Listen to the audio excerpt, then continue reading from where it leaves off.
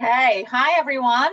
I'm just watching, we've just opened the webinar front door, so to speak. And so I'm just watching the numbers to make sure that we let everybody get in.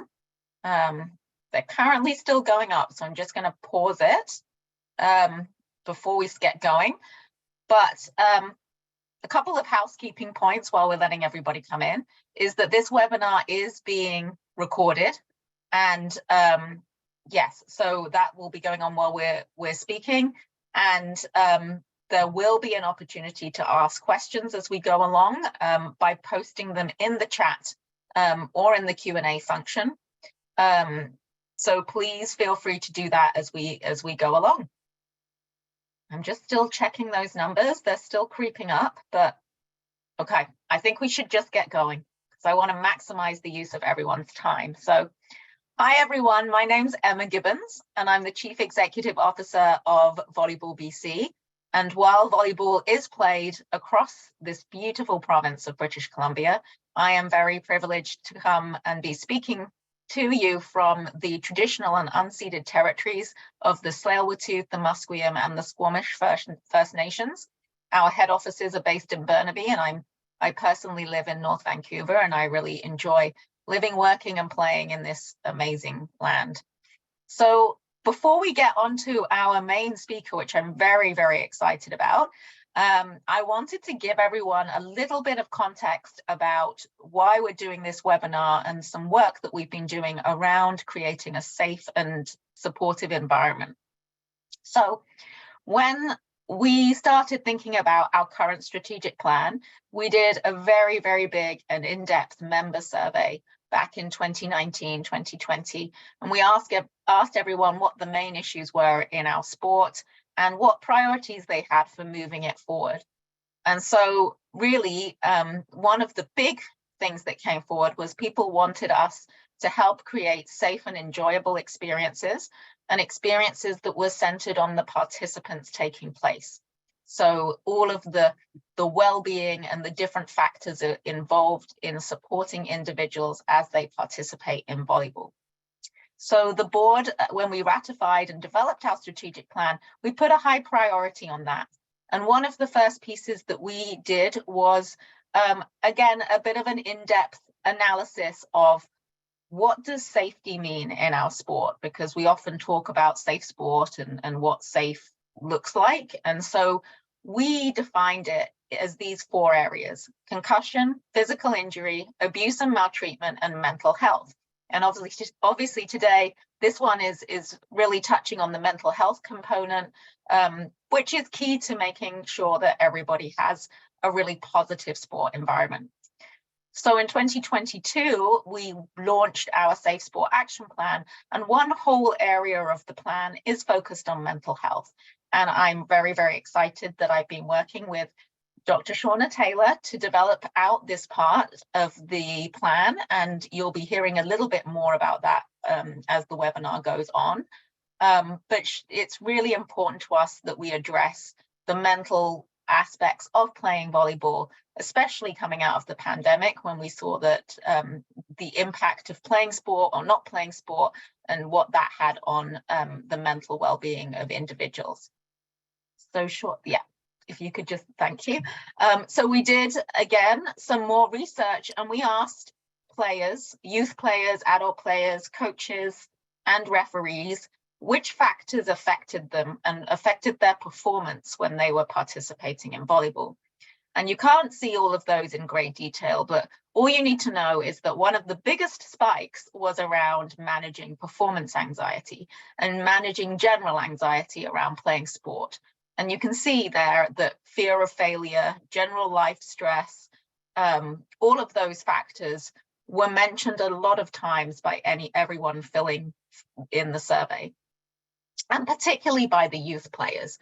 And some of the quotes that you can see down there were feedback that we heard both from Team BC players when we talked to them, but also from recreational players about the elements of mental performance and feeling like people were doing well, and people trying to do their best and managing what that looked like when they were playing volleyball.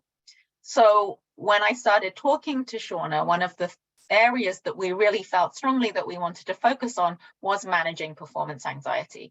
And so that was the genesis of this webinar, and we've got some handouts as well that we'll be sharing later, because it was just such a huge component of what people mentioned. So without further ado, I would like to introduce Dr. Shaunna Taylor, who is the past chair of the Canadian Sport Psychology Association. She is a practitioner in her own private practice, and she also works for the Canadian Centre for Mental Health in Sport. She's been working with athletes from both development level to Olympic and Paralympic and elite performers for over 20 years. She's dedicated to improving mental health literacy and focusing on person first, performer second approach. And she particularly loves working with volleyball, which she considers as the ultimate team sport. So I'm very, very excited that she's here to join with us today. And I'd like to pass it over to Shaunna.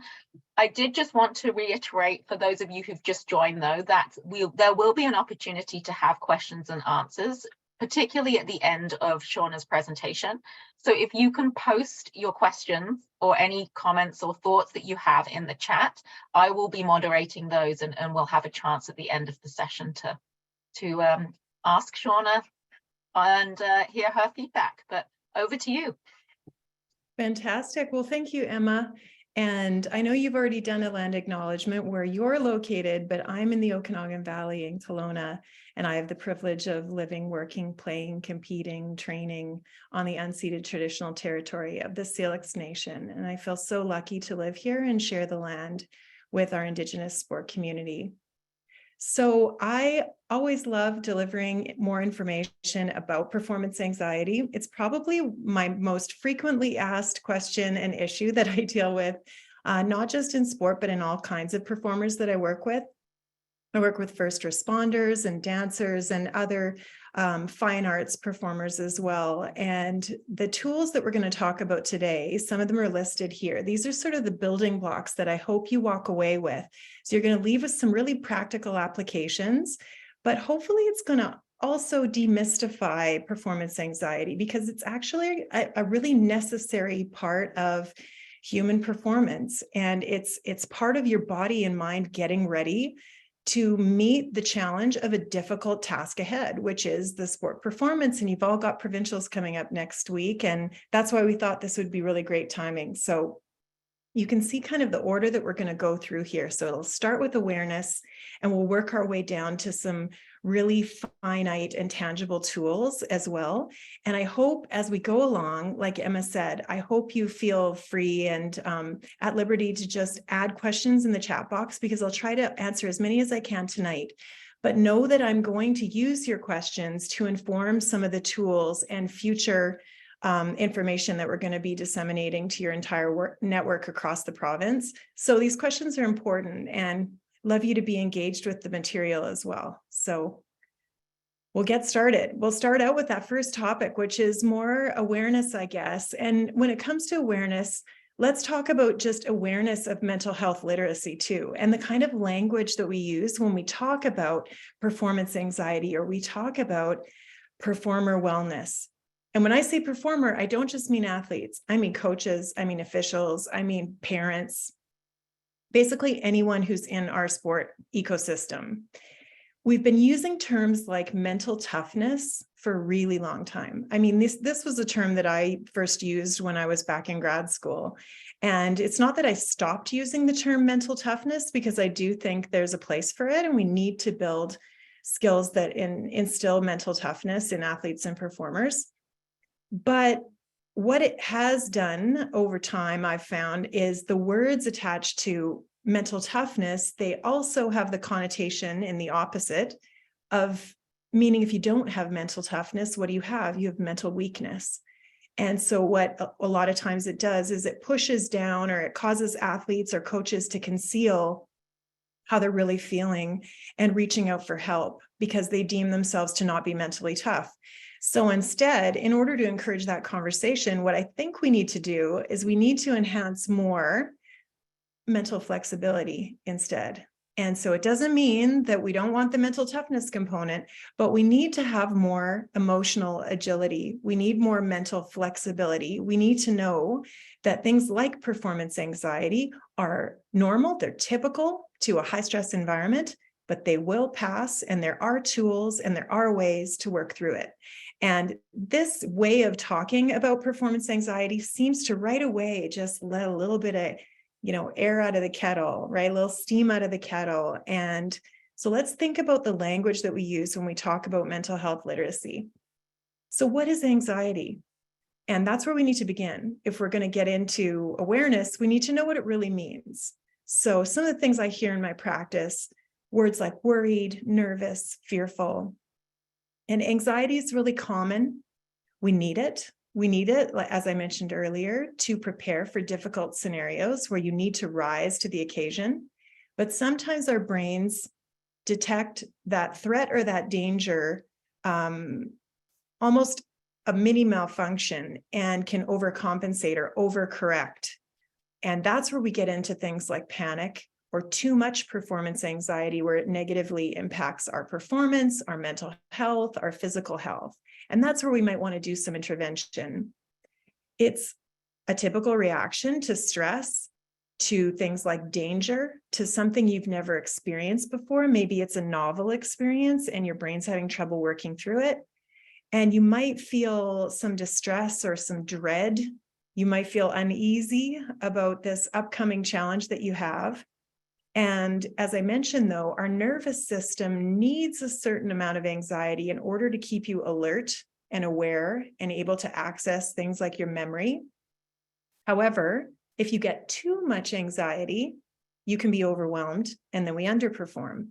So it's finding that sweet spot and knowing where you are on that continuum of anxiety and when you need to apply some tools, or maybe even when you need to consult a professional to get some help because you're really struggling and you need some extra ideas or means to cope. So one question I get a lot is, how do I know if the anxiety that I'm feeling is, for lack of a better word, normal? How do I know if I need more strategies, or maybe I even need to talk to someone like you one-on-one? And so everybody is going to experience at some point in their life some performance anxiety, high levels of anxiety, lower levels of anxiety. But there are two things I want you to remember if you're thinking about whether you or someone else, if there's coaches or parents on tonight, when you need to get some extra support, maybe for some athletes or maybe fellow staff that you know. And these are the two things you need to remember.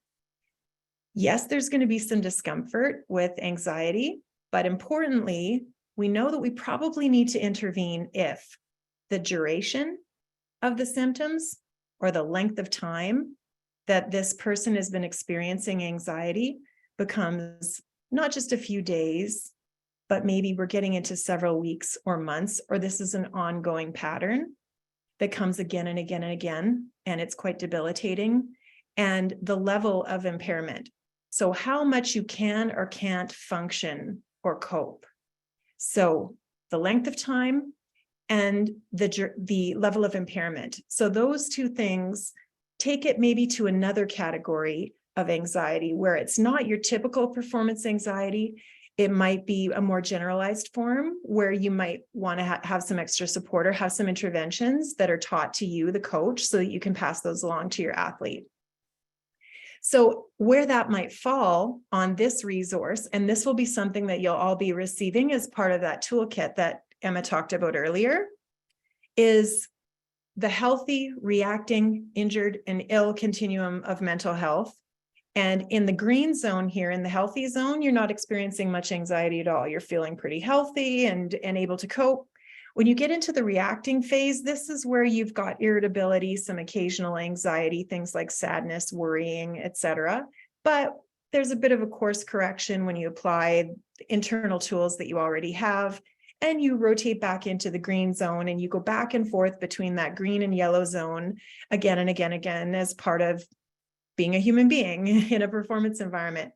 Where we start to get some concern is when you get into the injured zone. where the anxiety becomes quite debilitating. As I mentioned, the duration gets quite long, and the level of impairment is now to the point where you really can't function on the job, or you can't get the task done, and you start doubting your abilities and you start avoiding the tasks.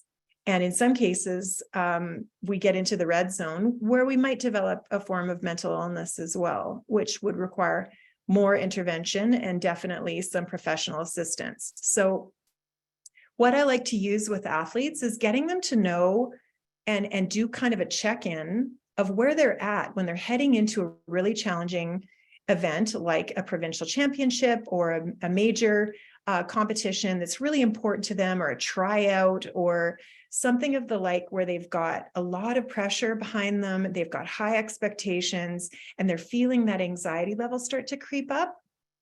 Get them to figure out where they are and maybe even place themselves in this continuum or this zone. So you'll see your comfort zone is associated over there on the left-hand side with the simple traffic light color scheme, which everybody is familiar with. And you've got the normal fluctuations of mood there, normal sleep patterns, etc. But where a lot of athletes and high performer individuals find themselves, if they have tough tasks, is here in the challenge zone. So this is occasional anxiety, irritability, things like anger, increased worrying. Maybe they're procrastinating more and more. Procrastination is directly linked with anxiety, by the way. So it's nothing to do with being lazy. It has to do with anxiety a lot of times. And then where we really want to get the intervention, as I mentioned earlier, is in the stop zone. So when we get into the red zone, so you'll be getting some of these tools to be able to take a look at some of the behaviors and the feelings and the cognitive or mental capacity that might be associated with each of these zones. So encourage your athletes or yourself to check into what zone am I in? So just name where you're at and understand where you're at. And that's your first step, is awareness on that checklist of things we're going to go over tonight. Number one is awareness. What is anxiety? Where am I? Where am I in this continuum? Oh, I'm entering my challenge zone. This is one term that I like to use, even with really young athletes. And when I first started my career, I worked a lot with children. And I would say, let's do your emotional, weather report. What's the weather like in there today? And you'll see I've got some weather icons associated with this emotional wheel. You'll see on the top of the wheel is high arousal or high energy emotions, and on the bottom is low. And on the left-hand side, more negatively associated feelings, and on the right hand, more positive feelings. So obviously for tonight's webinar, we're not really talking about energized zone where everything's sunny. We're not down in the renewal zone, the calm, thoughtful, peaceful zone, in the green zone. We're not necessarily in the burnout zone either, in the blue zone where we're lethargic or we're bored. We're likely up in this stress zone here, where we've got the nerves, we've got insecurity, we've got worries, maybe fear associated up in this red zone. And just by naming where you're at in your emotional weather report can de-escalate. So we look at the mental health literature, and there's the saying that rhymes so you can remember it: you name it to tame it. So just name it, say it to yourself, share it with someone you trust. I can feel my nerves are mounting. This is my usual routine here. This is where I start feeling a little bit of, nervousness and worry. And this is then where we recognize, and that's why we're going to use some tools. So you aren't powerless to this change. This change is critical, and it's probably part of your transformation from meeting the tasks and the demands ahead. But how are you going to handle the change that your nervous system is going through, and that your brain and your heart and your lungs and your physical capacity to perform as an athlete, how are you going to apply those tools, and what tools do you have? So that's hopefully what we're going to go over today. And another part of that whole landscape is to go from, instead of seeing that top left quadrant, red zone, I'm in challenge zone. Okay, great. I named it. How do I tame it? Where am I? And what good does this do for me to just recognize that I'm stressed out? What difference does it make? Well, it actually plays a role in how you're building your perspective. So if you're a coach and you're trying to get your team to rise up for this challenge ahead, we need to get them to see this challenge as not a threat to their ego, to their safety, to their well-being. We need to see it as a challenge. And those are two related, but very different ways of looking at a competition or a difficult task ahead. Get them to go from a threat state to a challenge state. And part of what we do that is we do that through conversation. We do that through the way that we talk about the challenge ahead. And we use words like challenge. We don't use words like threat or words like, for example, on the left-hand column here, I must do well, right? In this next, point, set, match, I must do well. Instead, no, I'm prepared, or we are prepared. Let's go for it. Let's show it off. We've worked our butts off preparing to get to this state. We are ready, right? So thinking about both the internal self-talk of that individual athlete, but also the kind of messaging that parents can give their athletes or their children, and that coaches can also pass along to their players. So not messages like, I have to perform at 100%. I have to. No, I will go for best effort. It's a team sport. I'm going to share this with others. And you can see that those two ideas are related, but they evoke really different emotions. They evoke really different mental and emotional platform when we say them, I must do well, to I'm prepared, I'm going to go for it. Right? So one is that threat state, the other is challenge state. This is a must-win point. Instead, I'm going to focus on those little things in the process that I can control. I can't control getting the point. I can control keeping my eyes on the ball. I can control taking deep breath. I can control having a consistent, ready position and being engaged, right? And listening and responding to my teammates. So thinking about how do we use language and how do we teach athletes to have self-talk that is more of a challenge state versus threat state. And some reading that I'd encourage you to do is there's an amazing book. It's over a decade old now by Carol Dweck, who's an American psychologist who coined the idea of the growth mindset. And her book is simply called Mindset. Volleyball USA was actually one of the first national sport organizations in North America to adopt the growth mindset that they disseminated all the way down to the club level in the sport of volleyball. And I know in Canada, we've really embraced it as well. And if some of you are working in the education field, you've seen a lot on growth mindset too. But it's got a very unique spin on how we look at building skill, how we meet challenges as something to be embraced. That effort is to be something that we're going to want as an essential quality in high performers. It isn't just about outcomes. It's about work ethic and effort. And feedback, it's important to give and receive it in a constructive way, and that it's necessary. And setbacks are to be expected and something to learn from. So the way that we frame these things, I think, are really important in buffering athletes and protecting them from higher levels of performance anxiety, because with a growth mindset, they've got expectations and they've got that challenge mindset versus the threat to their ego. Every time they step onto that court, there's the challenge versus the threat, overarching threat feeling. And you might be also familiar with this term of choking under pressure. And technically, when it comes to physical performance or athletic performance in the sports psychology literature, some of the words they use to describe it is spectacular underperformance. So it isn't just your typical mistakes that you make, which is just a normal part of being an athlete.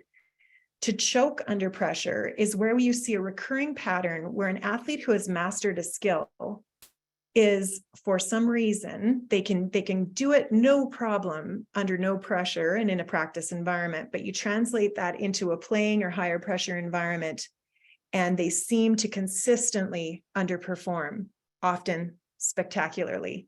So why does this happen?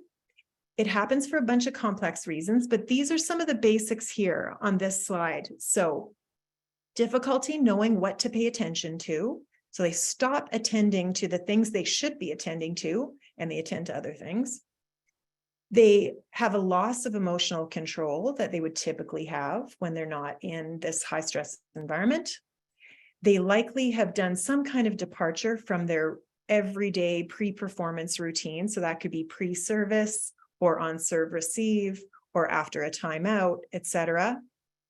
And they likely have had a negative interpretation of how that anxiety is starting to mount in them. So instead of naming it to tame it, they may even not be naming it. They're just letting the anxiety take over and telling themselves the repeat script, which is, oh, here we go. I'm going to screw up again. I'm going to get out of control. And this is where, I choke and I underperform. And finally, the last one, that fear of failure, which also came up a lot in the Volleyball BC survey that Emma and her colleagues sent out earlier over the last couple of years. That fear of failure is commonly named as part of one of the biggest psychological challenges that a lot of young performers have, and all the way through to high performance as well, because it's so deeply connected with their identity. As a performer, of course, we want to do well. We want to do well and perform well for ourselves, for our teammates, for our parents who have invested so much in us, for the coaches that we respect, and of course for ourselves. So that fear of failure, and if we haven't done something to mitigate that fear of failure and that negative interpretation, that's threat state stuff, right? So we've got to start thinking about how do we interrupt that threat state cycle in order to get that athlete more familiar with the discomfort of anxiety, but knowing that it will pass. The mental flexibility will pass, just like the yoga brain versus the bodybuilding brain that I showed right at the very beginning of this presentation. Some of the ways we can prevent choking is to have your team practice or rehearse under pressure. Have them rehearse with an open gym where people are observing them, or you're doing drills or scrimmages where there's something on the line. Optimize those pre-performance routines. Have them practice that pre-serve routine all the way from start to finish. What primed for fluency means is simply getting them to encourage automaticity, which means doing things that you've trained countless, probably even hundreds of hours to do, by having them do a secondary cognitive task. So what that could mean is they have to be singing a song or counting backwards while they're serving or while they're doing a physical task that should just be automatic. And what that actually does is it makes the brain just do that thing that's primed for automaticity because they're so busy thinking about something else. And what it does is almost tricks them into doing that thing that they should just be playing, not thinking, just playing. And so things like that, when you do them in practice, can get them primed for being more physically fluent when they're under pressure. Another thing is to have them with more of a strategy focus or a focus on the process. So all those little things, the feel of them making contact with the ball and making smart passes, keeping their head up, eyes up, good communication, instead of just thinking about outcomes like points or constantly looking at the scoreboard, right? So strategy focus can really help with avoiding a choking phenomenon. And then again, growth mindset orientation. So thinking about learning, the challenge, meeting that challenge through a growth mindset perspective. And again, we're building in some growth mindset materials as well into what we're going to be handing out to everyone as some of the building blocks as well. Other tools come from a family of skills that are more mindfulness oriented or mindfulness and acceptance oriented. And what that simply means is more of a focus on the present for the mindfulness piece. And then for the self-compassion piece, frankly, just like it sounds, being a little bit kinder to yourself and maybe not having that beating yourself up effect and that threat mindset and the threat language that I think a lot of athletes and high performers tend to have for themselves. They hold themselves in very, very high, sometimes impossible standards. Many athletes also have perfectionist sides to their personality as well. They're never quite satisfied. And so that can really lend them to being more vulnerable to choking, but also to higher levels of performance anxiety. I mentioned earlier this idea of self-talk. So the way that you talk to yourself, the way that you pose your platform, so that idea of challenge state versus threat state, all begins with the kind of words that you have swirling in your head. And most of us under pressure, something mystical but very annoying happens when we get into these high performance environments, is our self-talk tends to become quite negative. And it's partly to protect our ego, and it's partly all part of that stress response, and we automatically default into this negative self-talk zone. But one way to counteract it is to start rehearsing. So getting your athletes to rehearse talking to themselves by using their first name. And they don't just say this out loud. So self-talk doesn't necessarily have to be someone with their lips moving. This is all things that you're rehearsing within your head, where you're using your first name or talking in the first person, so that you're shifting your cognitions or your thoughts away from yourself or away from your ego.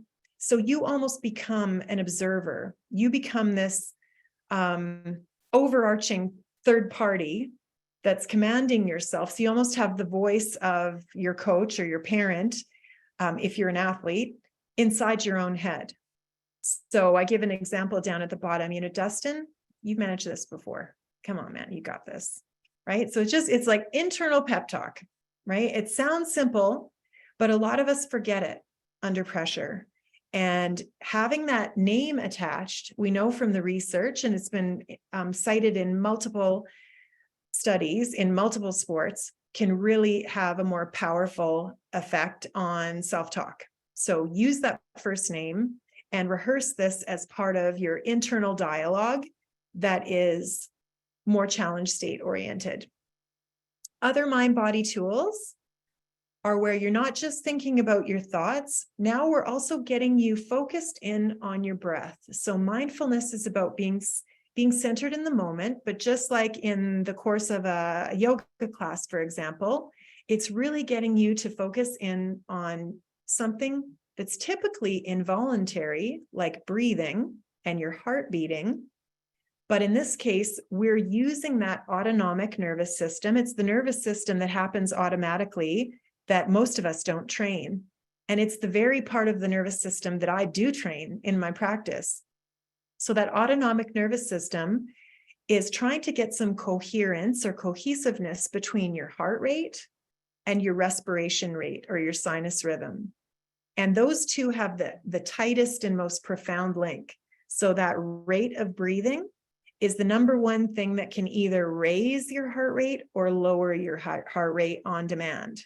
So heart-focused breathing is one exercise where you can envision the breath coming into your heart and lungs, and you can also associate some feel-good emotions. Maybe you need a really amplifying emotions because you need to get a higher intensity or battle level in order to complete that service.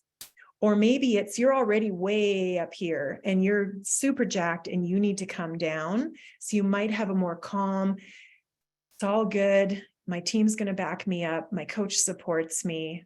My parents are here to support me no matter what. And I'm here to have fun. So reinforcing some challenge state messaging.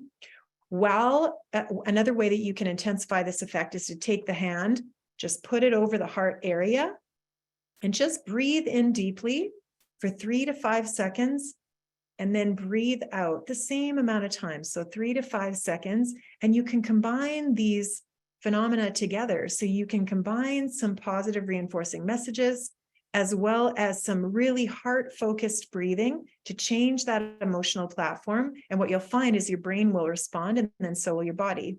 So you might have something like the effect of inhaling confidence as it goes in, I got this, use your first name. And then as you exhale, all those doubts, negative emotions, a lot of those make their way out.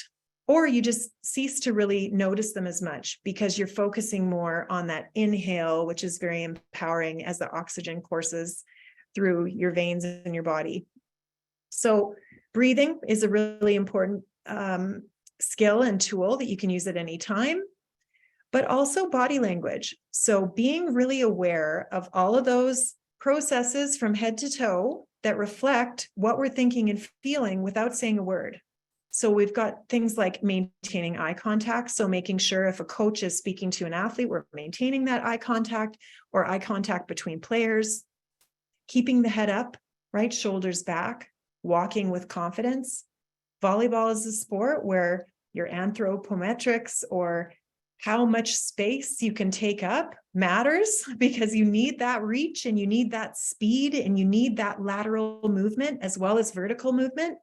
So keeping that head up and getting into that ready position deliberately and thinking about that body position. If someone was sitting in the stands right now, who would they see?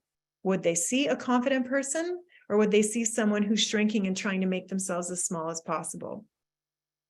Smile might be the last thing you would actually think that you would want to do, perhaps, when you're under duress or stress, but it's an instant mood booster. And there are all kinds of reasons. It's a whole webinar all its own on mirror neurons and why smiles have effects on emotional platform and thought processes and even your autonomic nervous system. But just trust me, okay? Just smile. Smile from time to time, even if it feels a bit forced or you're not sure about some of these body language elements. Give it a shot. And also pay attention to things like your volume of your voice, your tone of voice, how much you're interacting and connecting with others. I know one of the first things that we often want to do when we're feeling performance anxiety or anxiety of any kind is to recoil and to protect ourselves and withdraw. And forcing ourselves or finding a way to have, even if it's just one person that you maintain that contact with, that can start pulling you out of that shell and get you more into a ready position. Now I have a question here. I want everyone to think back. If you were watching the Tokyo Olympics like I was, and you were watching our women's soccer team, who ended up, for those of you who were not following, winning the gold medal. If you were watching that final penalty shots, I wonder if anyone was paying attention to probably the most stressful position on the field at the time, which was our Canadian goalkeeper, Steph LeBay. I wonder if in the chat box, anyone can remember something that stood out about her body language during the shootout. And I'm going to take a look at it, Emma, and see if anyone can guess what it was. No one's put it yet. So I'm wondering if anyone else was a fan like me. Let's see. Someone thought it was a really exciting game, so that's awesome. Does anyone know what she did? What was such a standout of what was happening in her body language? Oh, Tina nailed it. Tina got in there. This was the face of someone in an Olympic gold medal final who has probably the toughest job on the field. The last thing that you would think that you would see. And this wasn't necessarily following along her personality type either. This had a lot more to do with a lot of the work that she had done on her own mental skills and preparation for this moment, and knowing that this may be the very last opportunity she has as an Olympian to rise to this moment, and that she was going to go in with that challenge mindset. And so it did two things. Smiling created that strong, powerful, positive emotional platform, but it also really shook the Swedes who had to shoot against that. I don't know about you, but I'm looking at someone who's smiling me down in a shootout. I'm wondering, like, what's she thinking? Because I'm wondering about my own confidence at that moment, because she's looking so confident and also so assured. So this is not going to come easily. Certainly to a developing athlete, this might be the very last thing that they would think about doing is smiling. But honestly, if we can encourage more fun and that challenge state and the occasional smile and cracking the odd joke, honestly, that has a huge role to play in maintaining a more manageable anxiety level. I use sense of humor all the time in my practice. All of my patients and clients know that. And I do that strategically. It isn't just because I'm a goofball in my personality, even though I am. It is a really important tool to be able to keep that anxiety level at a place where I can manage it, even as a practitioner. But I know that it really helps the people that I'm working with. So I have also just a brief video here of some other tools. So these are more on the mental rehearsal side of being in that moment. So this is a high jumper actually from the Tokyo Olympics. And think about it in the setting of, say, pre-serve routine, or maybe getting ready for serve receive. You'll see her eyes are open in this video. And you can see she's even using other parts of her body, like her fingers. And you can see she's making the movements. She's looking at the bar. Obviously, being a high jumper, she's got a very defined place where she is focusing, and that is getting that body arched backwards over that bar and what her approach is going to look like. And she's in that moment. You saw her take a breath. She's very present center. She's only attending to the task at hand. You don't see her looking off at the stands or anything. She's very present. And there's some self-talk going even. She's talking and she's running through it, but she is visualizing. She is seeing what she is about to accomplish in her mind's eye. And then we have a second, the UK younger athlete here at her first Olympic Games. And she, in order to block out some of her distractions, has a little bit of a different technique when she's doing her visualization on the spot. She opts to close her eyes, just block everybody out. And you know what? At that level, who cares? Close your eyes, open your eyes. Lots of golfers close their eyes, many open them. Just normalizing this idea of mental rehearsal or dynamic imagery, which is doing mental rehearsal right on site during your warm-up, or maybe in their hotel room, on site the night before, seeing themselves being confident.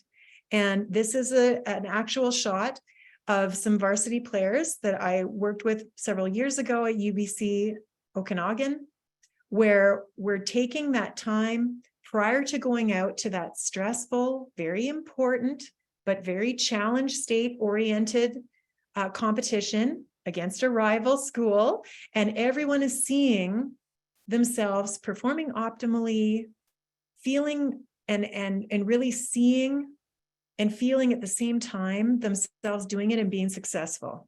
So I would encourage you to really incorporate that mental rehearsal wherever you see fit in some of those pre-competition routines in your training.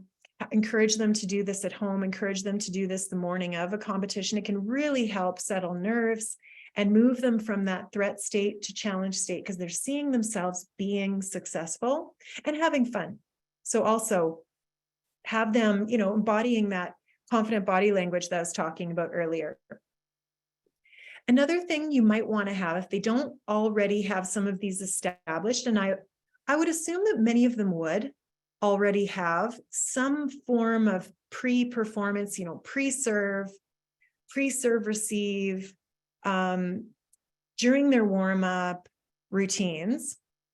This is where we might want to start building them. So I know many of you who are on here tonight, either your athletes or your parents or your coaches, and there's going to be a wide variety of ages and stages of athletes or performers, but centering routines are critical to managing anxiety for any profession. So whether it's sport as your core profession or someone like a surgeon, I work with medical school as well at UBC, and formerly at University of Ottawa, working with law enforcement, working with first responders.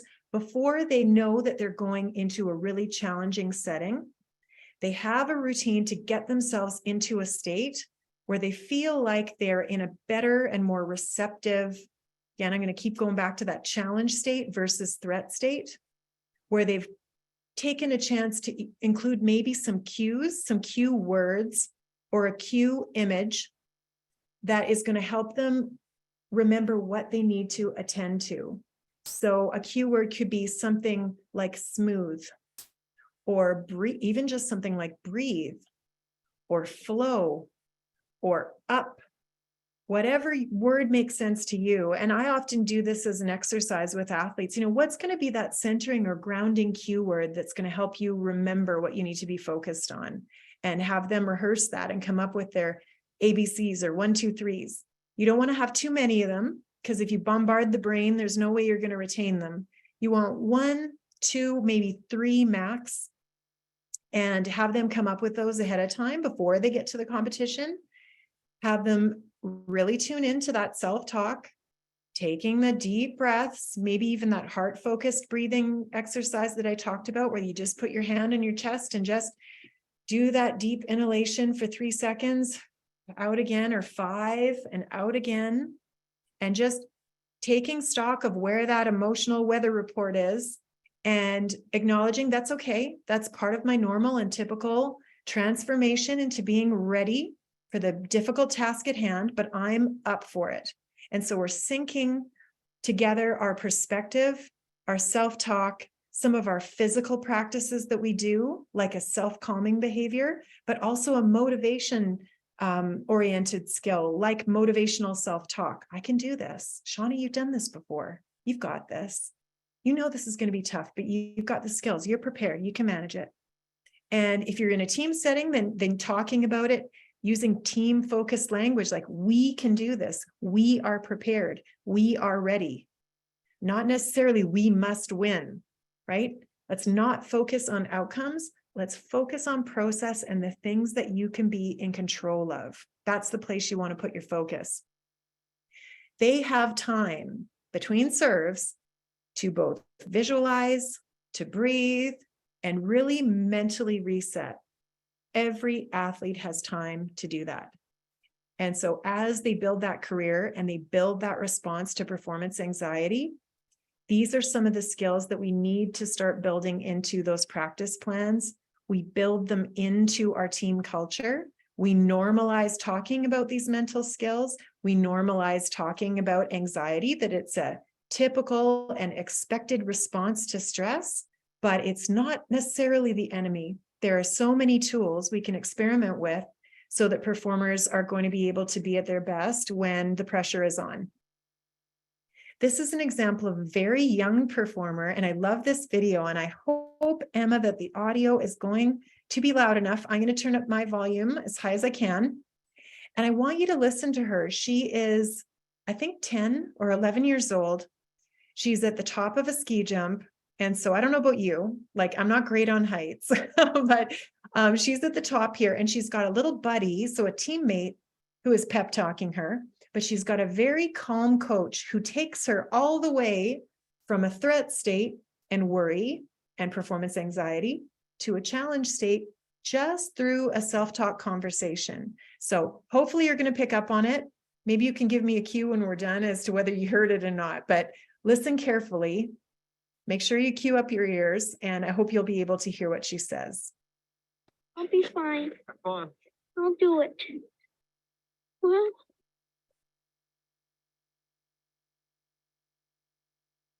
here goes something, I guess.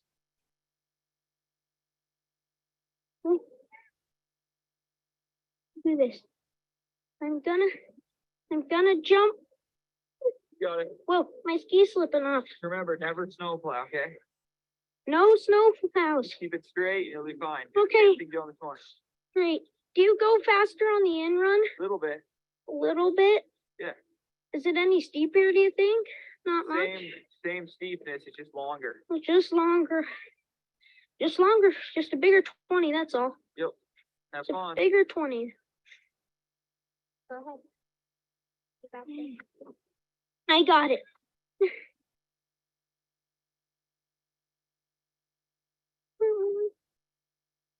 Fine. You'll be fine. Okay.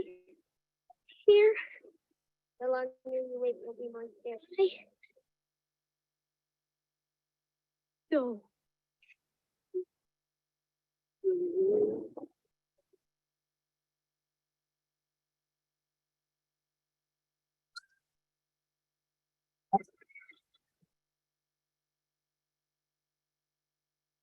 Yeah. Yeah. Just the suspense at the top at the first time freaks me out. That's the only thing. It's so fun. Huh?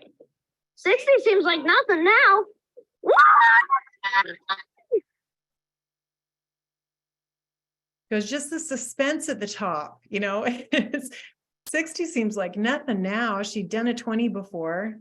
60 is just a longer 20. It's not steeper, right? And you could hear her, I hope it was audible, but sort of going through that process of, okay, I'm ready. Here goes something, I guess. And you saw her waver, and because she was wearing a GoPro, you could see she wasn't completely attending to what she needed to, which is the ramp. She's kind of looking up at the hills, looking around, but then here I go. Once she's made that commitment and that self-talk and that confidence had been transferred from her teammate and from her coach to her, it even affected her self-talk.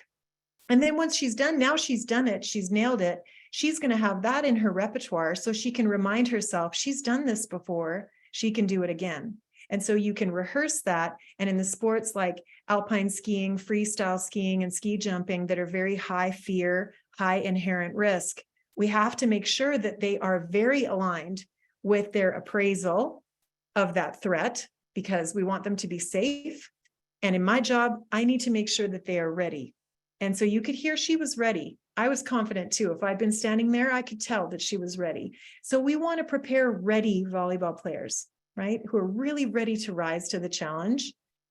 Won't always be perfect, but they're ready to give it a shot. And in order to do that, we have to cultivate this idea of a wiser mind approach, which is another term that's tied in with mindfulness, where we get athletes to, or performers, to pay attention to their emotion mind. And there's my emotion talking again. It's telling me I can't do this. It's telling me I'm not capable enough. It's telling me I'm afraid. It's telling me I'm going to fail. But my reasonable mind knows that I have accomplished this before. My reasonable mind knows that I have done repetition after repetition of this. It knows that I have been in that gym and I am fully physically, mentally, and emotionally capable of this moment. And I am going to merge the two, and I'm going to take a piece of both in order to have a go for it mentality in my challenge state. And so sometimes I'll have athletes have a training journal where they actually write all this down. What does your emotion mind typically tell you when you're under that stress or duress? What would your reasonable mind say? And what under pressure in that moment will you use as wise mind language? What's the self-talk that's productive going to be for that moment, for next week at provincials? When will you stop yourself? How will we cultivate that wise mind approach? And it's good also to let them know that it's actually pretty typical and kind of normal that those automatic negative thoughts are going to come. So we don't want them to get even harder on themselves because those negative thoughts come. We want them instead to understand that's actually a natural part of stress response, but it's not particularly productive. So some of the strategies we could do is, for example, on the screen here, we could have a thought stopping strategy. So we can identify or be aware once that language that's internal is starting to get louder and louder, it's affecting our body language, it's affecting the way we talk about ourselves, it's affecting our tone of voice, it's affecting our confidence level, or maybe even our heart rate, how we're breathing, short, shallow breaths, and our facial expression. We can stop for a second. And when we stop, maybe we take a deep breath and we replace it with a more wise-minded thought or some language that's more realistic and challenge state oriented that we've rehearsed. You as the coach, if you're the person who's listening to this webinar right now, or a parent, or you're in a leadership role on your team, sometimes you can be the catalyst to change some of that internal dialogue with your teammates by reminding them of this, or reinforcing and encouraging them to try a different way of thinking about the scenario. Remember, it's about the perspective, and perspective starts with thoughts, emotions, and the language that we use to describe it. So let's go back to the perspective. We're going to provincials. It's going to be amazing. It's going to be a cool experience. We're all in this together. Volleyball is the ultimate team sport because we win every point together and we lose every point together, right? This isn't individual. We get to share this experience and it's going to be amazing. So the type of language that we use to describe it, the learning capacity, stressing learning opportunities, again, growth mindset, challenge orientation. Kind of got to change some of the cultural norms and encourage performers to change that internal language as well. Coaches, it's stressful on you too. And I know that. And it's stressful on me. I'm often very stressed when I'm on the sidelines, not going to lie. I've been investing sometimes, especially at the Olympics, for like 4 years, maybe even longer if I've been working for longer with athletes.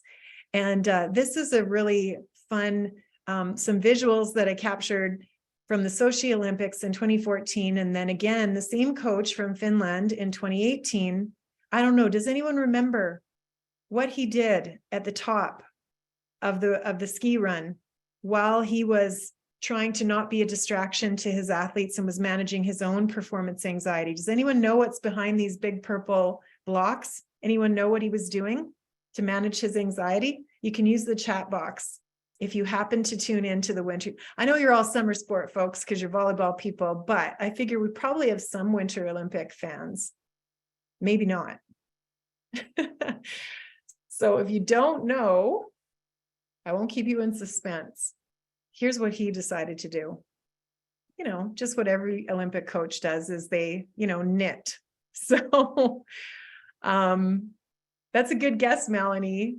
Tapping fee is a good guess. But yeah, knitted actually. And what was interesting is after the Olympics in Russia, it was so popular and it gained so much traction with the athletes that it wasn't just the skiers, the other sports started to get into it. And by the time they were in 2018, there were a lot of knitting needles on the Finnish team, and they ended up crocheting and knitting like huge quilts and all kinds of things through the Olympic Games. So I'm not necessarily saying that we need to see a bunch of knitting needles at provincials next week, but there are some ideas that you might have, like maybe squeezing a stress ball, or there's something else that you can do, something with your hands. You might have something that you personally do. Maybe you're doing just all these same exercises, the deep breaths, managing your own self-talk, having your own pre-performance routine. Doesn't have to be knitting, but I just thought this was a novel way that particular coach managed things, as just a fun way to wrap up coach stress. So, and lastly, before we get to some of the questions, I know there were a couple that were posed back there, and I'll go back with Emma and see if I can answer them. But as Emma alluded to at the beginning of the webinar tonight, we are going to be taking a very holistic view of mental health and well-being for volleyball in this province. So excited to be working on this with Volleyball BC. There will be 4 different pillars, I guess you could say, and within each of those will be a number of tools and strategy documents and really hands-on templates and some resources that we hope are going to enhance that mental health and well-being for everyone at all levels. So the toolkit elements, we've got a dashboard that will help clubs know how to navigate. Where do I start? What do I even do first? What's even possible in our small community that we're in right now? What are our needs? Some of the navigation tools, if you do have a player, or maybe it's a staff person, maybe it's even you as the coach who are struggling with some mental health challenges and really aren't sure, what's the first step? How do I even start this conversation? Where do I go? What are the resources in this province that are publicly funded? What are some that are private? And what are some that are sports specific, like this webinar tonight, where we're linking a concept like performance anxiety, but specifically to a sport audience.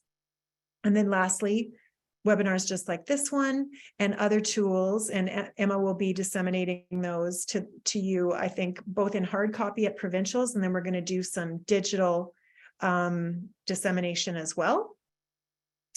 So excited that that's going to be rolling out in the months ahead. So now I'm going to go back to some of those questions. I'm going to take a look at. Yes, I was just going to say, Shaunna, did you want me to, I don't know if you can easily access them. I can. I was looking back at the first one. Athletes assist their parents from not contributing to the anxiety and having intense expectations. That is a really excellent question. And, I wish I could tell every sport parent in the world to read Mindset by Carol Dweck, but that is a really great place to start. Get your hands on the copy of Carol Dweck's Mindset book, but also there have been other books that have adapted her thinking to parental support and in the education environment. So those 5 different elements on creating more of that challenge state where it's unconditional support with an emphasis on your child's positive experience being really the only outcome that you need to be thinking about as a parent. It isn't about the winning. It isn't about skill acquisition. It isn't about technical or tactical pieces, unless of course they're your coach, which that gets a little complicated, because there are a lot of parent coaches, and I was one of them as well. There are a lot of unique challenges to being a parent coach.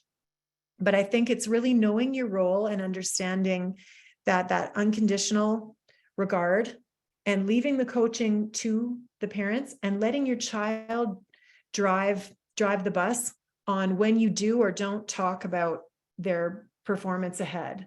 A lot of athletes will let you know if they want to talk about it. There's some really great materials. I'm sure you've seen them as well, Emma, on the True Sport website. So truesport.ca, with some really great tips and tools for all sport parents to understand how to support your child, but not necessarily add to creating a higher level of threat state, because that's honestly, I hate to break it to you, but that's what you're doing. If we're layering on more of that pressure, and sometimes even you think that it's support, but upon closer evaluation and maybe reading through some of the True Sport materials, you'll recognize that support can actually get translated into more of that threat state or higher ego threat, because mom and dad seem so invested. When what we really want to be is just invested in our child's well-being and leave the volleyball components to the experts. So I hope that helps. Check out the True Sport website. We'll definitely be creating some do's and don'ts and some frequently asked questions for parents in our mental health toolkit, as well as the mindset resources from Carol Dweck and the ones that have been translated for sport. So that's where I would head off. Also trying to develop a competitive mindset and find we have a lot of skilled kids, but they struggle to get into the competitive mode and out of practice mode. So actually the opposite, they're having trouble. It's not about having a ton of performance anxiety and needing to bring them down. You need to bring them up, and I feel like they don't know about winning, or they don't think about winning, but just not wanting to lose. Okay, so they just don't have maybe that dig in battle level that you're looking for. Or some people refer to that as intensity. How do you develop a more competitive mindset, not triggering failure anxiety or performance anxiety? That's a great question. I think kind of the answer lies there in that balancing act between threat state and challenge state. Challenge state actually is a very competitive state. Challenge state is absolutely an athlete that has high standards. It's an athlete that values things like work ethic and being focused and being in a balanced but hopefully elevated emotional state to meet the challenges at hand. So in order to create that challenge state, there's a lot of great literature, again, even in the growth mindset, sort of stable of tools to increase that intensity and increase what I call the battle level. And I work a lot in combat sports where obviously like they're literally in battle, it's hand-to-hand combat. And so using a lot makes me think, Emma, I think we need to have like a battle level or an intensity handout or something like that too. I know. It's like the reverse of this one and how to meet that we middle. need to do a reverse. Yeah, maybe that's going to be in this summer. We'll do a raising battle level or intensity and understanding the difference between practice mode and competitive mode, and that it's not a dirty word to say that you're highly competitive. So really great questions. But again, I think a lot of the answer lies in cultivating the challenge mindset, cultivating a growth mindset, because that's really, I think, taking them in the right direction. I'm seeing a lot on here because we're getting a few questions coming in now, which is great. I'm seeing quite a few on here about how to recover from a tough loss or from an error. So I guess, are there any tactics or techniques, or which ones would you highlight that you've talked about where, an athlete has felt that they haven't done what they wanted to on a play? They may have been pulled from the court or switched in, switched out. And how does an athlete sort of come back from that? Absolutely. That's a really great tip. And I wanted to do a shout out to my colleague, Dr. Paul Gamble, who lives in Penticton, BC. He's originally from the UK. And I see someone in here, Aaron, has put in the chat box that Sport Parenting by him that just came out this year, available on Amazon, is a great book to get your hands on as well. So Paul is amazing and has done a lot of research into sport parenting. So quick shout out. When I've got a few different techniques, one that I really like after an athlete has made an error, it could even be that the whole squad really is implicated in that error. It's kind of called, like, dump it, file it technique. And how that works is, so you've made the error, you've missed that touch, you negatively anticipated, you went the wrong direction, or your service went awry, you weren't ready on service eve, whatever that was. You have the choice to dump it altogether. And that could be just like, literally, let's completely park that thought. Let's garbage that, lift up your internal garbage can lid, chuck it in. No sense even thinking about it. It's one of those stuff happens moments. And I'm not going to waste a ton more time on it, because that's the kind of error that is just, it is what it is. It's going to happen from time to time. And there's not a ton of deep learning from it. It's just one of those sloppy errors that we know we're not going to repeat again, and we're just going to dump it. However, if it was an error that had to do with strategy or tactics, that is really important because someone didn't pick up on cues, maybe there was a miscommunication, maybe there was a teachable moment from that, and we may want to talk about it again in a timeout later, or we may want to go one-on-one with our teammate in the back row that was implicated on that with us. We file that error. But in either case, we do something with it. We don't sit there and chastise ourselves and get down on ourselves about it. We do something about it. We either get rid of it, we don't put any more emphasis on it, we dump it, or we file it and we learn from it. But we do something. And so 2 quick words like dump or file, or, some athletes will even flash a visual of it. Some of the alpine skiers that I work with, they will visualize the garbage can, visualize the filing cabinet, and then they're done. And then they're not likely to tomahawk their ski poles because they're so angry. I do have some athletes that really struggle with anger management and outbursts after they make errors. So having them do something, mentally do something with that energy, dumping it and filing it is really great. You can also get them to physically do something. So for some athletes, they like making a little fist. And I know it's a big tradition in volleyball, right? It's that, when you get the point, but also when you lose the point. So we lost that point together, we will win that point back together. And that coming together element of volleyball is what makes it such an amazing team sport. So do that together and make that commitment that when you come together, you take a deep breath and you let that point go. So it could be a team breath and a team coming together, or it could be something individual and cognitive inside your brain, like dumping something or filing something for later. So I hope those help. Yeah, no, I think that's very helpful. There's also a couple of questions here about on the court, if other teammates or opponents are saying negative things to the athletes. There's a sub question that's saying is what if they're saying is true, but I guess it's like, how do you address as a coach or as a player if there's talk or there's negative feedback around you, and how do you not let that impact? And I guess another one that's related to that is, what's your take on people showing their emotions on court? And like, is it better to kind of keep your composure? Is it better, like you've talked about, like maybe visualizing some of those? Is it up to the individual? Like, what's your thoughts about those 2 areas? Well, it's a complicated question because we've all got our moments, right? And sport wouldn't exist if we didn't have passion and emotion. So we need those high arousal emotions as well. We need celebrations. Sure, everyone loves the celebrations, but we are also going to have deep disappointment, anger, some of those more explosive and negative connotations as well. Here's where we're getting into that gray zone of sportspersonship, right? So what's that going to look like? Are you going to look like a bad sport? Are you going to look like a good sport? And so what do you want to be the legacy of your post-point celebration or tantrum? You know, how is that going to be perceived? Is that something when you watch that on film, when you play that back, are we going to want to see repeat performances of that? And that takes time, that takes a lot of rehearsal.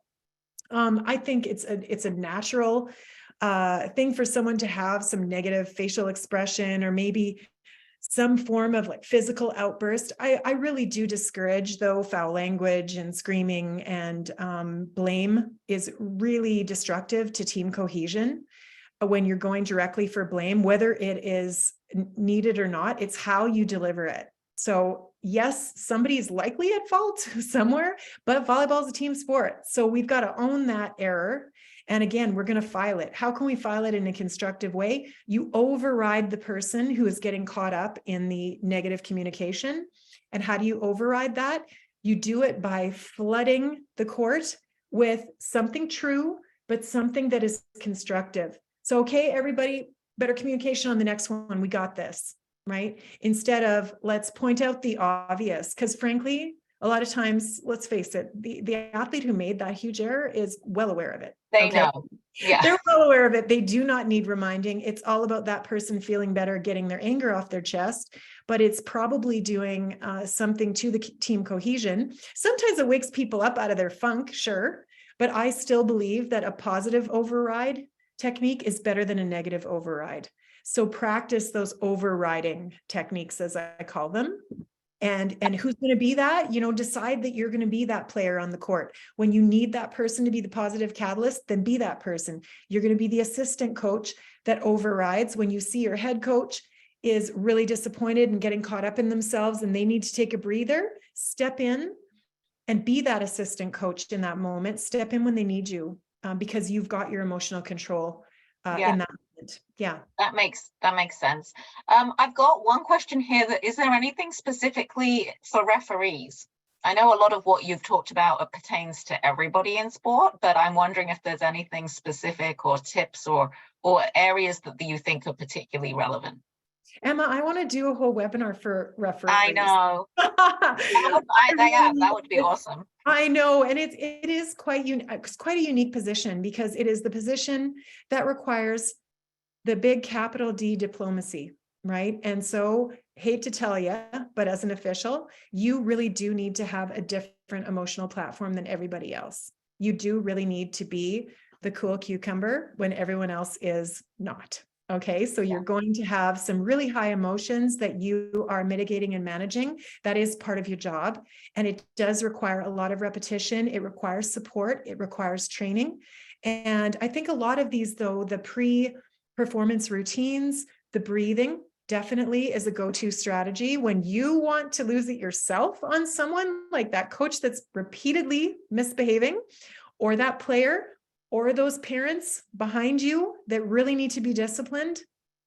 You keeping your cool involves using some of the same self-regulation tools. So the self-talk, maybe the physical parking of some of that tension, using breath, using even that hand over heart. Okay, I got to like manage myself because I really feel like I want to let it out on somebody right now, but your job doesn't allow it. And so in order to be that diplomat, we have to come up with some stress management tools that are unique. I think they're not unlike when I work with law enforcement. So law enforcement, a lot of the first responders that have to have very highly tuned de-escalation techniques. And that's why I almost feel like, Emma, it's its own webinar. It's its own area. Yeah. Well, one to take back for sure for us to. Can I just say, so stay tuned. Stay tuned. But can I also just say right now to all of the officials and the coaches, frankly, and all the volunteers, but particularly the officials, we could not do this without you. And we need an army of amazing supported diplomats just like you. And thank you for stepping forward and being an official, because it is the backbone of what's keeping people in line and safe and adhering to the rules. So just and setting that higher example for sure. Yeah. I've got an interesting one here, and I'm just going to keep dragging on like with a couple of questions. I know we're running over a little bit, but people have posted some really interesting ones, so we'll take a couple more. Sure. One here saying, is it common to struggle with comparing yourself to others who play and then doubt your skills? It's 100% typical and normal. Yes. It is probably, if I had to have my dirty dozen of difficult, not very constructive impacts that all athletes face, it's comparisons. It's how to manage the comparisons. And that is commonly something that can sideline your confidence. It can even sideline your motivation. It can definitely be a catalyst for self-doubt. So how we want to try to transform that, I guess, similar to going from a threat state into challenge state, I like going from, instead of comparing and seeing yourself as a rival, how do we look at that instead as inspiration? So rivalry and inspiration are very closely and almost inextricably linked, but they have different results. When you get inspired by seeing someone who's incredibly skilled, instead of thinking, well, they're so skilled, therefore I must not be skilled. Instead, it's they're so skilled. I'm going to take a closer look at that and I'm going to rise up. You know, I've got that in me. So again, it's harnessing the challenge state. It's harnessing the self-talk, and it's reminding yourself, wait a second, what's a wise mind response to this? My emotion is telling me, wow, she or he is amazing. They are amazing. But my rational mind is like, but that doesn't mean I can't be amazing. Just because they have amazing service doesn't mean I can't hit my service. The two aren't necessarily related. No, they're not. Yes. They're not. They're mutually exclusive. Exactly. So you can have one without the other. And so being able to make that link, it takes some rehearsal, and it might mean writing that down. If that's one of your, what I call the usual suspects, as you get very pulled into comparisons, that needs to be part of your self-talk pre-competition repertoire. Remind yourself, when you start saying this to yourself, or you start letting yourself doubt your skills because you're up against this really tough team, and in their warm-up they look incredibly intimidating, build that into your pre-competition routine. That makes absolute sense. Now I've got one, we could go on all night, but I'm going to finish with one that's about the role of the coach. And we've had a few about this in terms of, like, as a player responding to a coach, like, how would you, if you feel that your coach is kind of playing on the threat state more than the challenge state, like, how are there some tips that you can kind of move your own response into the challenge state? And sort of linked to that, I think, is like a more blunt question here about how can I deal with a coach that makes you feel bad about your play? So again, I think it's about, like, you know, you're hearing things from a coach. How do you take things on from a coach and then channel them in a positive way? Right. Well, I always, in my practice, I'm always trying to, I have amazing colleagues that are coaches and who are also human, and they're going to have those times where they are going to be mistakenly and caught up in the heat of the moment, giving communication that is not productive. And I try to really myself encourage empowerment in this generation of athletes to be a positive communicator with that coach, build that trusting relationship. Hopefully some of that is established. And one easy acronym to remember is WIN. And the WIN model of giving feedback to a coach or it could be a teammate as well. It could be your team captain, could be a parent, right? WIN stands for, the W is when you, so name the behavior, name what it is. When you say, you suck, or I mean, that's a really intense, like, it's not that, but yeah. But frankly, if there's sometimes there is some really we know language, there's some really negative language when you say this, or when you give the delivery like this. The I in win is I, and then tell them what it does to you. I freeze up. So when you say this, I freeze up. When you do this, I know you may be trying to inspire me. I actually freeze. I actually doubt my skills. I actually get so devolved that I just, honestly, I shut down. And the N stands for need. Like, I need instead an encouraging way to tell me the same thing. So instead of using a word like lazy, I need you to tell me, I know you can be first to the ball. I know that you've got those anticipation skills. Show them off. Let's see it. Right? I don't want you playing lazy tonight. That word triggers me. You know, that word is not helpful. And when you use that and you use that word, our whole squad shuts down. So it helps. I think it's going to help create better coaching practices, but also course. autonomy supportive coaching environment, as we call it. Also will protect athletes from developing some other things like honestly eating disorders and other anxiety disorders, where they take that pressure and they put it internally and it starts coming out in really negative ways. And this is what we know that we're dealing with now in a lot of these sports from a mental health platform. If we don't start speaking out and changing some of these coaching practices, it will take some brave athletes and some honest communication to change these patterns. And that's hard to tell a 14-year-old to do that. But these are skills that we need to start teaching. I'm seeing them in the classroom now, though. I'm seeing a generation of more empowered, sometimes way off the scale empowered athletes. The other end of the spectrum. Yeah, But I think that actually is a nice way for us to kind of wrap this up by saying that we are going to be doing another couple of webinars with you on some of these other themes. And we've talked about body image. We've talked about some of the other things that we will address with you where, you know, that also negatively impacts on mental health. So this is obviously the managing performance anxiety webinar, but there are other factors that also impact on every participant's mental health and well-being. And you know, we're excited that we're going to have you come back and do a couple of other ones over the next few months that people can enjoy. Absolutely. I'm really looking forward to that. And these questions, then these have been great because they've really prompted me, and I'm sure you, to think about other offerings that we can give. So this is so amazing. I'm so pleased with the turnout. And I know I had so many emails of people saying, is this going to be recorded? I know. We're definitely multiple requests. Yes, a lot of people that are in practice tonight. Exactly. So what we will be doing for everyone who's online is that we will be emailing everyone who's registered with a copy of the recording so that they can share it. We will likely also be putting it on our website and sharing it on our Safe Sport page. We will also be following up with all of you with the handout on performance anxiety.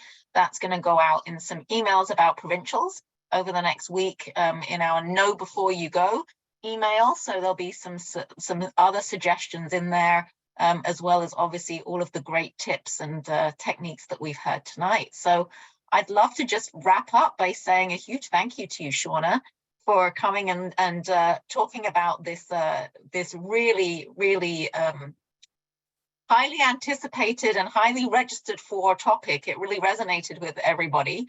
And I want to say a huge thank you to all of you who have attended. And we look forward to seeing you at our provincials over the next couple of weeks. And we really hope that this has helped you just have some ideas about how we can view them in a challenge state rather than in the threat state. So thanks, everyone. Have a great evening. Thanks, everybody. Bye.